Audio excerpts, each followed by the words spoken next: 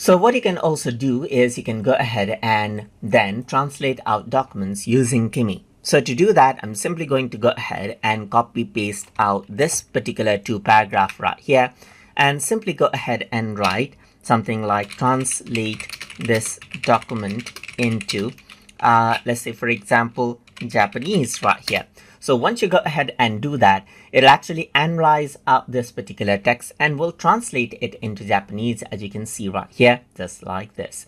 And that is how you can actually go ahead and then translate out documents. So you can see that this is what you have. It is translating the numbers, as you can see right here. So you can simply go ahead and say, now translate this document into Hindi right here, just like this.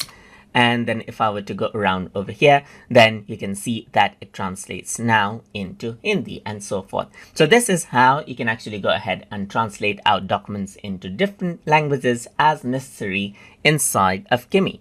So I hope you guys learned something as always. And as always, please like, comment, share, and subscribe.